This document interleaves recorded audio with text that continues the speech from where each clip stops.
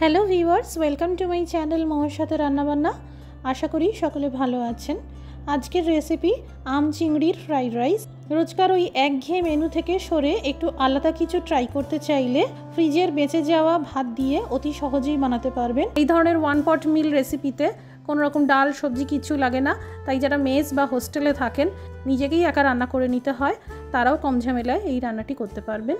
সকল দর্শক বন্ধুদের কাছে অনুরোধ, রেসিপিতে একটি করে লাইক দিয়ে দেবেন, আর প্রথমবার এসে থাকলে চ্যানেলটি সাবস্ক্রাইব করে নিয়ে বেল নোটিফিকেশনটা অন করে নেবেন। এখানে নিয়েছি মাঝারি সাইজের চিংড়ির মাছ, পরিমাণে 350 গ্রাম মতন হবে।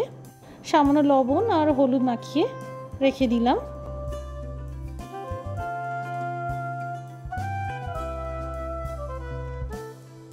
একটা কাঁচা আমকে গ্রেট করে নিয়েছি, আর অবশ্যই কাঁচা আমের আটিটা ফেলে দিয়েছি।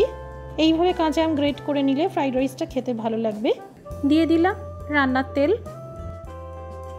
চিংড়ি মাছগুলোকে বেশ লালচে বাদামি করে ভেজে নেব। চিংড়ি মাছ ভাজার পর তেলের ফ্লেভারটা বেড়ে যায়, আর এই তেলেই ফ্রাইড রাইস বানালে খুব টেস্টি হয়।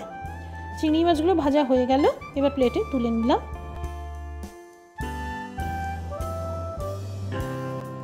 এবার ফোড়নে দিলাম সামান্য কালো সর্ষে, শুকনো আস্ত লঙ্কা আর কারি পাতা।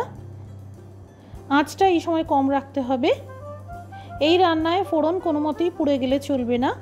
দিয়ে দিলাম আদা কুচি, কাঁচা লঙ্কার কুচি আর গ্রেট করা কাঁচা আম, আর সেই সাথে ছোট করে কাটা আলুর পিসগুলো।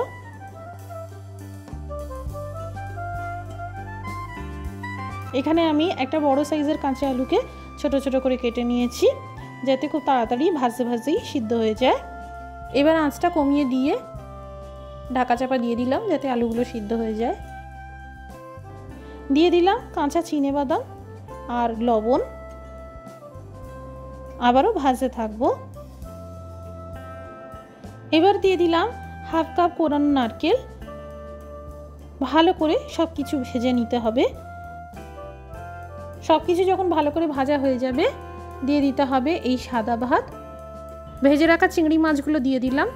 সাদা ভাতের সাথে এই সব কিছু ভালো করে মিশিয়ে নিলাম।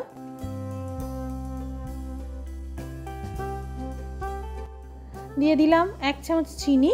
যেহেতু কাঁচা আম খুব টক, তাই চিনি দিলে টেস্টের ব্যালেন্সটা ভালোই হবে। আর অবশ্যই লবণ চেক করে নেবেন। কুচানো ধনেপাতা দিয়ে আরও 2-3 মিনিট মতন ভেজে নেব। তৈরি হয়ে গেল আম চিংড়ির ফ্রাইড রাইস। একবার আমার মতো করে এইভাবে বানিয়ে দেখবেন, খেতে খুবই টেস্টি হয়। আজকের এই রেসিপিটি ভালো লেগে থাকলে শেয়ার করে দেওয়ার জন্য অনুরোধ রইল। সবাই ভালো থাকুন, সুস্থ থাকুন। Thank you for watching.